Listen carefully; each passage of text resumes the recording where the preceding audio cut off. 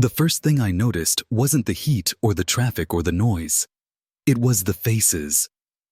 At the airport, in line for coffee, outside small convenience stores, people smiled easily, not forced, not rushed.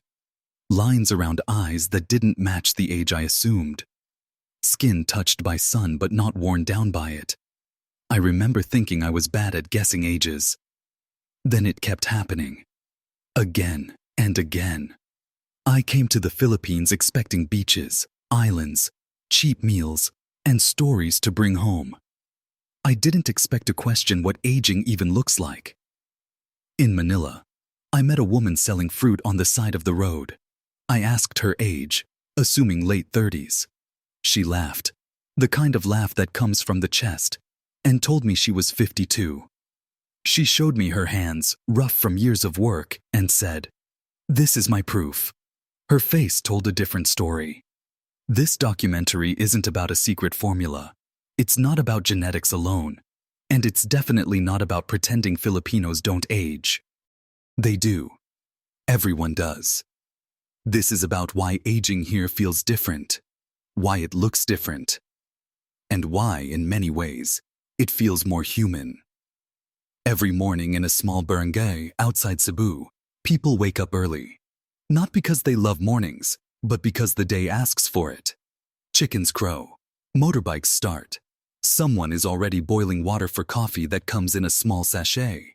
Kids wash their faces at a shared faucet. No one is rushing toward a screen. Life starts with movement. Movement is constant here. Walking isn't exercise. It's transport. Carrying things isn't a workout. It's necessity. Bodies stay in motion not to look young, but to live. I walked with Ernesto, a 60-year-old tricycle driver who told me he has never been inside a gym. His arms are lean, his posture straight.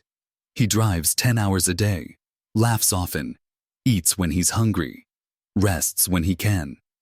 "I don't think about age," he said. "I think about today." Food plays its role, but not in the way wellness influencers talk about it. Meals aren't optimized, they're shared. Rice appears at almost every table, not measured, not feared. Fish is grilled simply. Vegetables are cooked because that's what's available. Processed food exists, yes, but tradition still holds ground.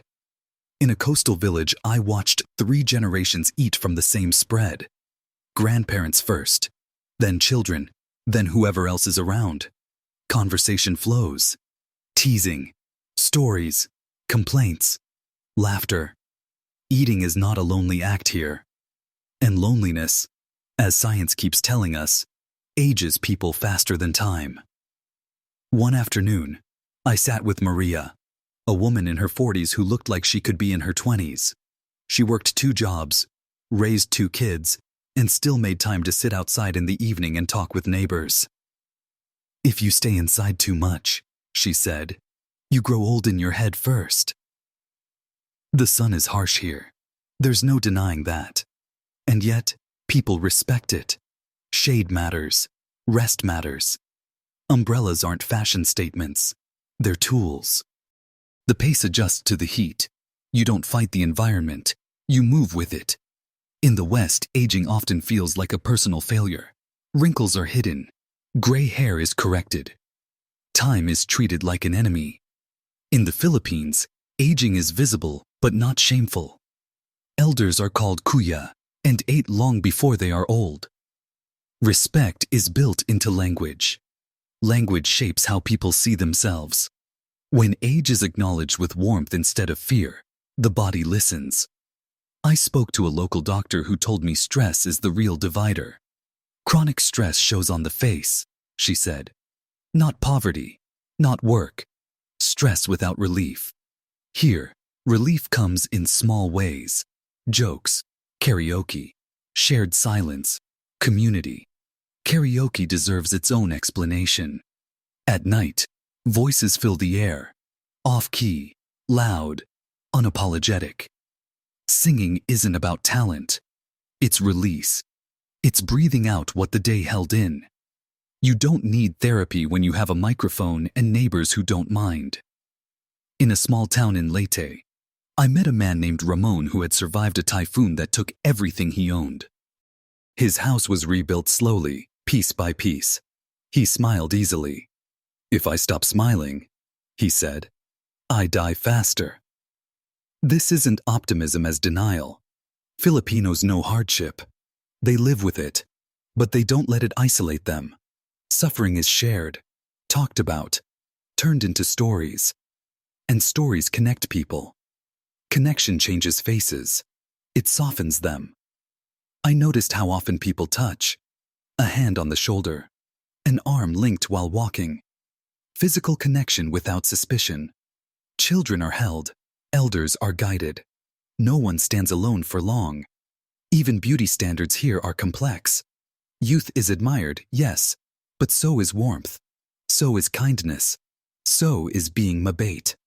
A beautiful person is not just young-looking, but good-hearted. That kind of beauty lasts longer. In the provinces, mirrors aren't everywhere. Self-surveillance is lower.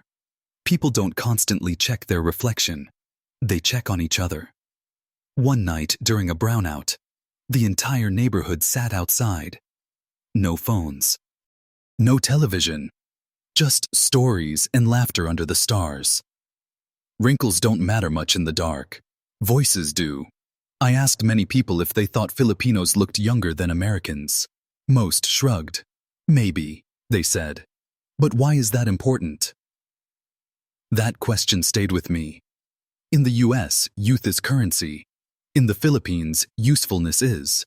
If you can still help, still cook, still watch the kids, still tell stories, you matter. That sense of purpose stretches time. I met a 70-year-old woman who still ran a sari-sari store. She remembered every customer's name. Her skin was lined. Her eyes were bright. "If I stop," she said, "I will feel old." This documentary isn't saying Filipinos have discovered immortality. It's saying they've discovered something quieter. A way of living where aging doesn't mean disappearing.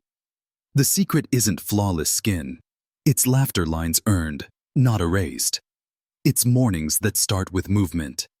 Evenings that end with voices. Days that are shared.